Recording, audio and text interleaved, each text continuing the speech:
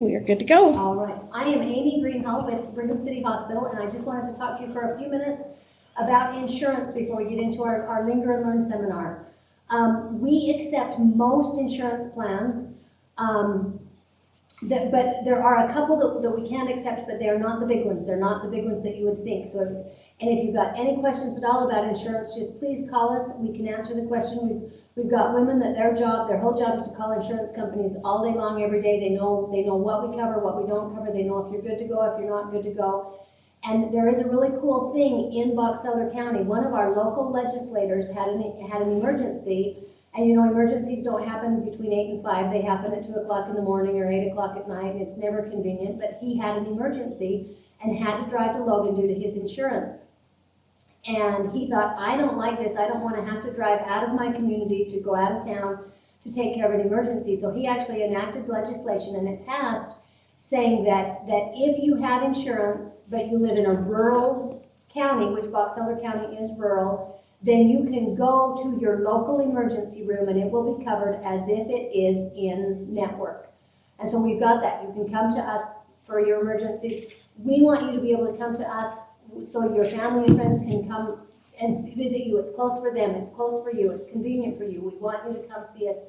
And I'd say 95% of the insurances we can take, and you can come see us. So please come see us. The other one thing I wanted to tell you is in your jobs you see, we know what insurance the school district has, but in your jobs you see kids with other insurances, and if we pass that knowledge on to you, you can pass that knowledge on to them. So knowledge is power, as you well know. Please pass that on. If you've got people that ask questions, have them call our insurance people at the hospital. They can certainly tell you what's covered, what's not covered, if we accept your insurance, if your insurance company will work with us. So insurance is great. We're grateful to have it, right? With that, I will turn the time over to Eric Lee. He is here to talk to you about relaxation and sleep.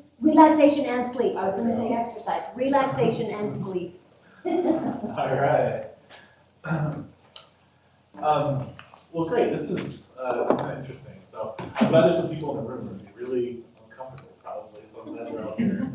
I'm a graduate student at Utah State University, and I specialize in the treatment of anxiety and related disorders. It's really what I do, and what I really love to do. And so these are really nice topics for me. We're talking about relaxation, which is related to stress, which are related to anxiety, definitely. And I think they're all things that we understand, at least to a degree. And then sleep is a huge thing for people with anxiety or any problem in the world people have, and sleep is going to be attached to it generally. So there's just two really broad areas that if we can make even just small changes in any direction that's positive, whether it's a little bit better sleep hygiene and routine, or a little bit better way to manage stress in our lives, it can really lead to big impacts, especially down the road as we continue to practice these things. So I think there's a lot here that's maybe worth considering. So I definitely, in this kind of a setting and the time limit that we have, I'm mostly going to be trying to cover broadly what these things are, and to give you a couple of things maybe take home and try. And I'd encourage you to do that. And then if something else sparks for you and you think, oh, that's a tough area for me, and I could give you some resources, or there's tons of information out there that's really good information. Searching online, or talk to a therapist, or talk to, I don't know, there's all kinds of people who would be able to help. So I would recommend it. Okay, so first let's talk about sleep. And sleep hygiene is kind of the term that's often used of talking about how we have good sleep quality in our life. Like, what do we do? And I want to talk about two main things I think that are kind of, if I was going to boil down sleep, but things that can help us are routine is the first one. So routine. It's so important. The way we work, as we all know this, is that we work by routine. Like, it's how we are as humans. We build habits into our lives, and that's how we end up kind of living. Without having to really think about it, it's just how we live our life. You think about your daily activities, waking up this morning to getting here today. You probably didn't think too hard about a lot of it, And it's hard to break those routines, and it's important to do so when your sleep routine is a little bit messed up. And so it takes a lot of continued effort to kind of build some new ruts that we can run down, is how I think of it.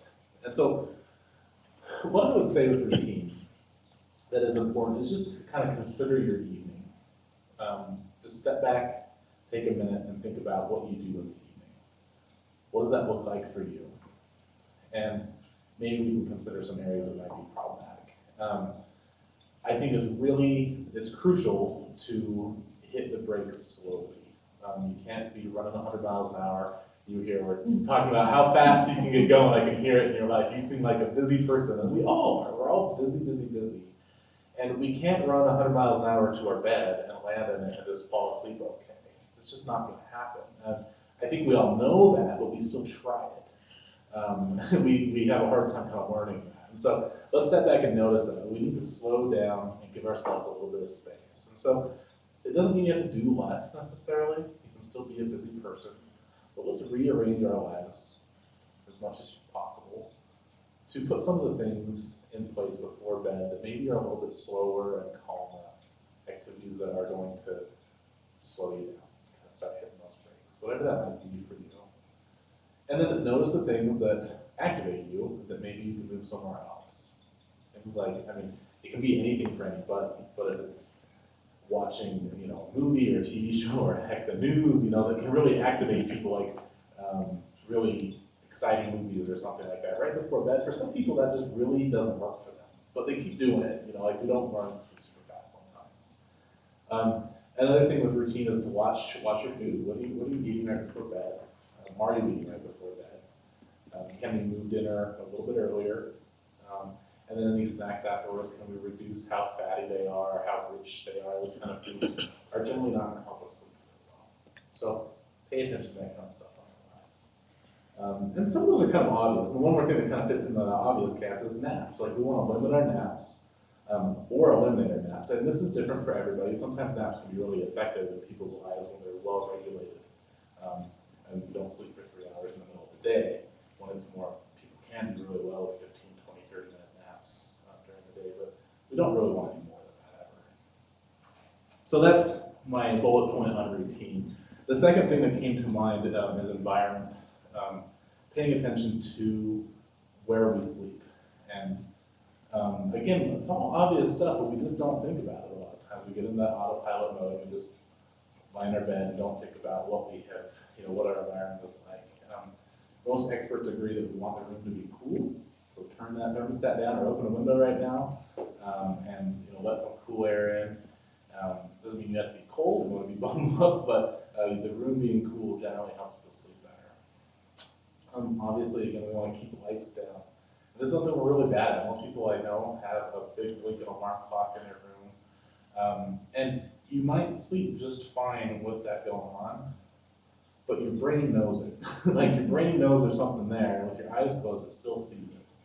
And there's a lot of research in these type of areas, like any kind of LEDs that are just in your light, in your periphery, can really cause some problems with your sleep in the long term, where you're not getting as sound asleep, where you're just not doing as well as you maybe should be. So pay attention to those kind of things. Cover them up, move your alarm clock, turn it around, find a different kind of alarm clock, maybe do something different. Same goes with sounds. If there's things that are irritating you, or that like you listen and there's sounds going on, if you're, again, like clocks can make noise or things like that. Again, you might sleep, but this might be waking you up or arousing you in the night without you even recognizing it. You're not knowing that you wake up, but you do. And so that's hurting your sleep quality. So notice those kind of things as well. So routine and environment. And then what can you take home today, I think, with this? We all, I don't know, I've never met anyone who hasn't had a night where they're lying awake in bed and just cannot sleep, right? Like, we've all been there in here, okay? Like, it's happened at least once, but generally it happens kind of a lot for people, and it's so frustrating to have that, where you're just lying there and you hate it. Your mind won't stop, you can't get to sleep, even though you kind of know you're tired. It's that awful feeling of like, so what do we do in those situations? And again, we often do what we shouldn't do in those situations. Think of a couple things that we should do.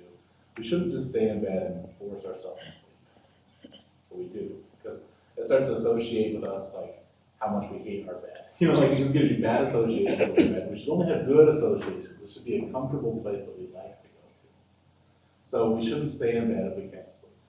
And then the second thing that we do so often is we pull out our phone or our laptop or iPad or something, and we browse the internet, look at the news, watch videos, whatever, until you get tired. And again, these are things that are going to be activating you. And if we want to start having good sleep hygiene, we want to remove those from our evenings. And so if you can't sleep, what do? You get out of bed, go sit on a hard chair, not a big fluffy lazy boy, go sit on a hard chair in your kitchen table maybe, and either sit there and just think, or read a book, are the two things I generally tell people to do. Sit, think, or read a book. Those are your options. And so again, just things that are not going to be super stimulating, and when you feel tired, go lie back down again. And then give yourself, I say, 10 minutes, and you're not going to be looking at the clock. You're just going to think, I bet it's been about 10 minutes. So it can be 8 minutes, it can be 14 minutes, but somewhere in there. Think, okay, it's still not asleep. Go do it again. Go sit on your chair, read your book for a little while. You feel tired, go lie down. And you repeat this process, and it stinks. It's not a lot of fun. But what happens is you'll build some skills here. You'll build some habits. You'll start recognizing that your bed is for sleep only. And you'll build this rut that when you lie down, you know that I'm sleeping now. And your body will learn this process. And we won't stimulate ourselves and get up and active again. So that is my kind of 2 cents there.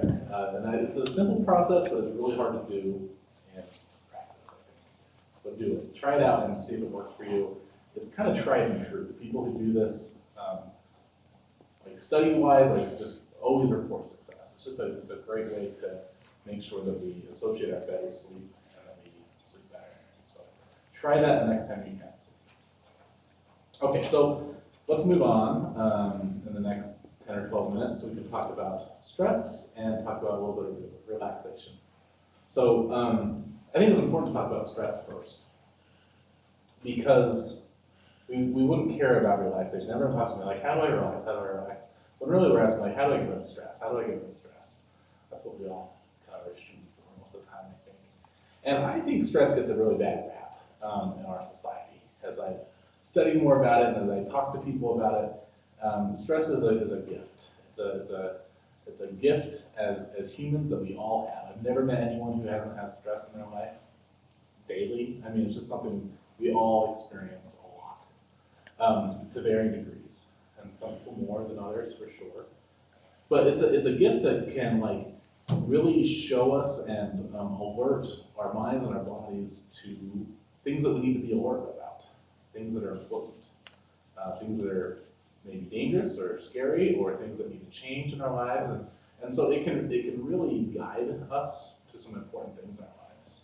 But what happens is stress, like this cool thing that we have kind of built into us, I think we often don't learn to cope with it very well. We don't learn to manage it very well, and it turns into this giant thing that's looming over us and controlling us. And so there are ways that we can deal with this, that we can learn to kind of bring stress down, and then more importantly, I think, ways to learn to manage stress, to learn to change our perception of it, and to make more space for it in our lives. And we'll talk a little bit more about that. So stress can show up a few ways in our lives, and if I asked everyone in the room, I won't, but if I did, like what does stress look like for you? It can show up in a number of ways. I think of it as kind of our body, our brain, and our behavior. And so in our body, our physiological sensations that show up with stress and fear. Like often people report being tense, or having shallow breathing, or they can notice their heart rate go up. With their brain, so the psychological side of things, you can have racing thoughts, you become irritable, catastrophic thinking of like, oh, the worst thing's going to happen, when stress shows up. And our behavior, it can change how we act. It can change how much we fidget or pace around the room, how much maybe we eat or sleep. It can change what we do when we're more stressed.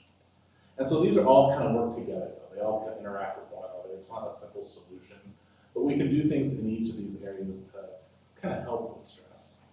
And again, I don't want to I think it's really important that we change our perception of stress.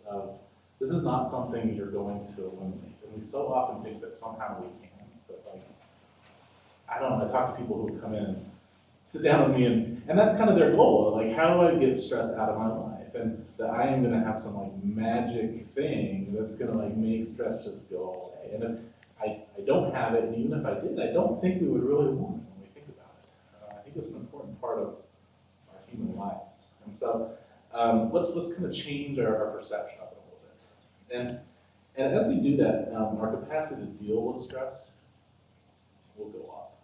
So I like to think of stress as like I don't know, if we imagine it like as a physical thing in our life, maybe I always think of it as like a big black gooey ball of like tar or something. I don't know why, but just something it's unpleasant often.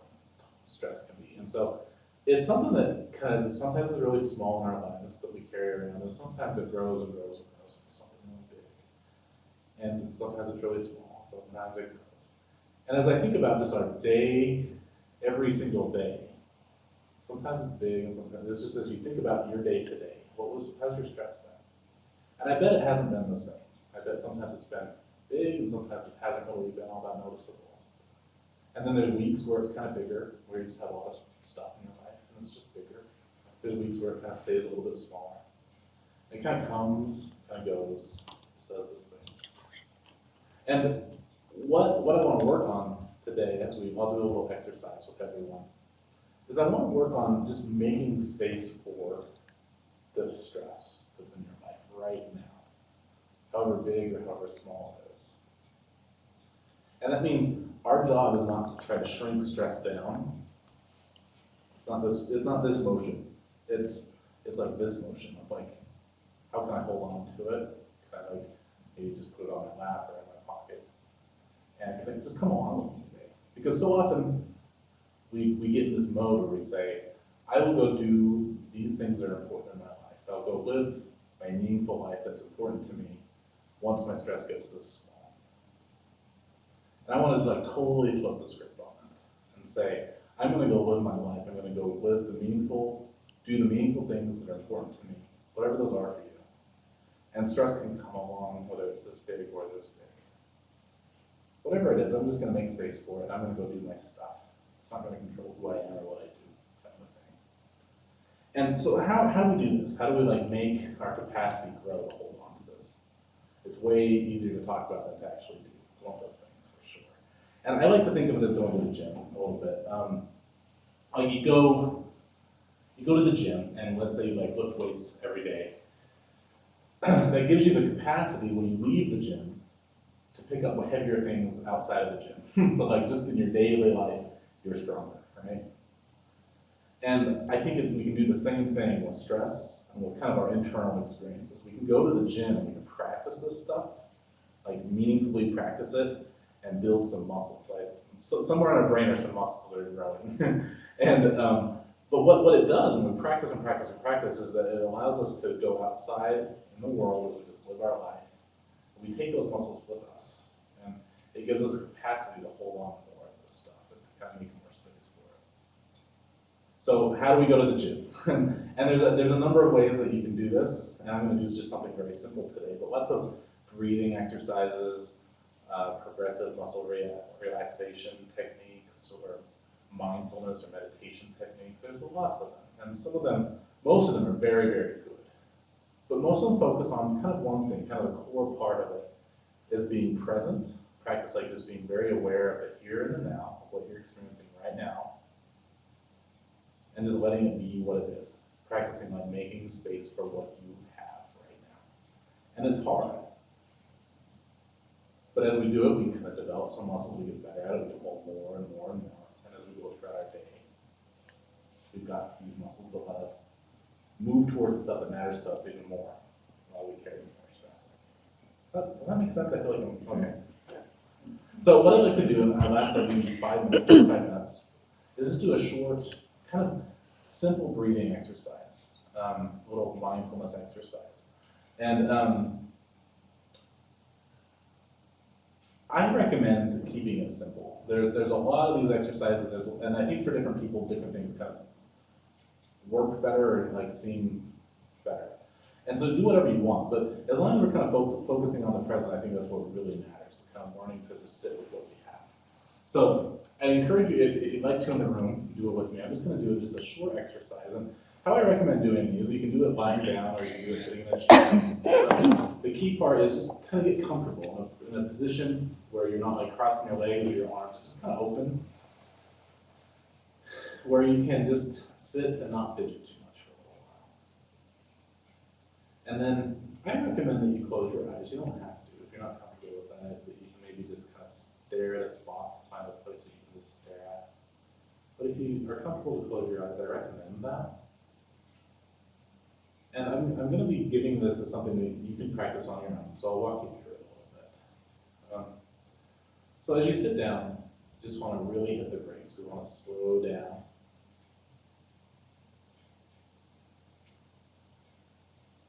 And just again, kind of in a comfortable position. And I'd like to just first just turn all of your attention like it's a spotlight. Turn all of that attention, turn that spotlight on to your breathing.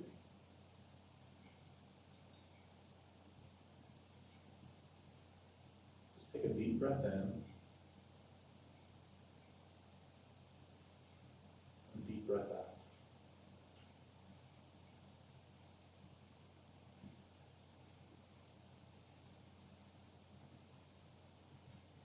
Just turn all of your attention on the experience of your breath.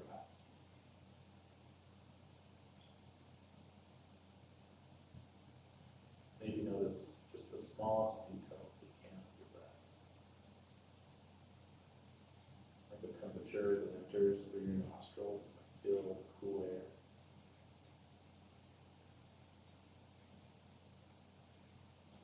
And the temperature is of leaves. Notice that it's a little bit warmer.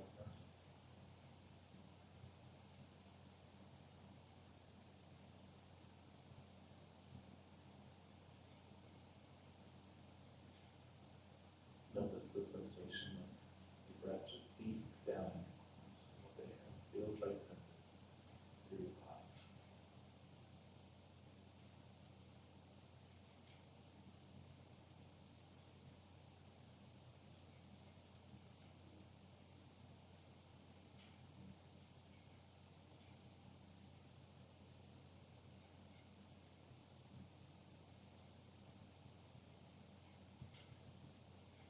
You'll notice this is something you take your time.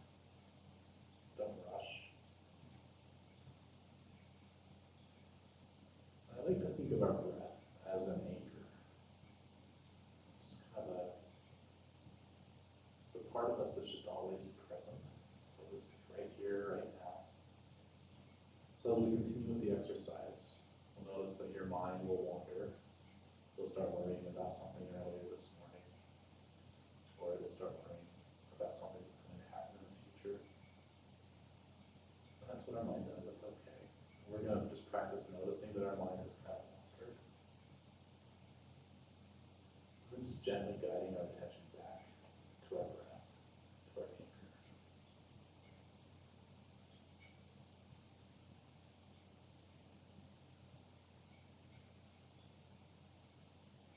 We'll take just a minute, as we're shorter on time today, but just maybe a minute to just kind of let our attention focus on the breath.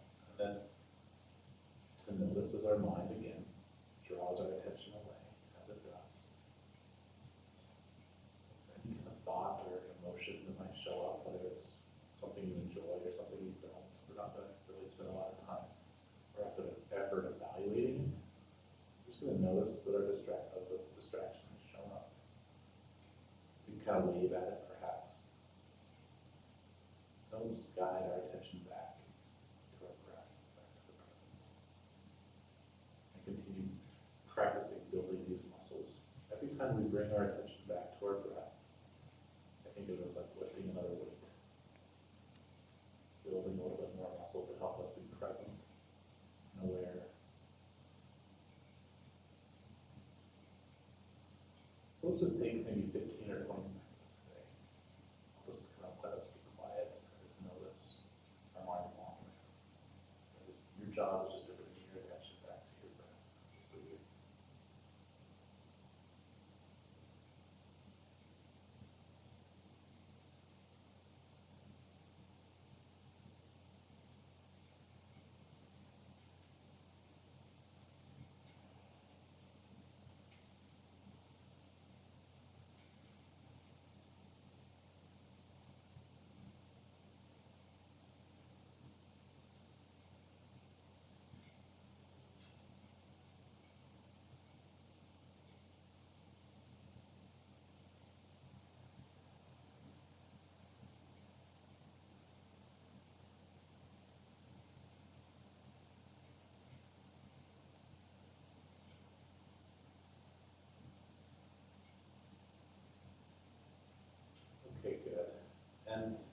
normally I would say we stay in this place. This is kind of the gym. We stay here for, 5 or 10 minutes. Really give ourselves some time to work at being present, making space for whatever shows up, and keeping our attention focused on the here and the now. When we wrap up, I'd like to just, again, turn all your attention to your breathing and take a deep breath in. Deep breath out. And open your eyes and kind of bring yourself back to the room.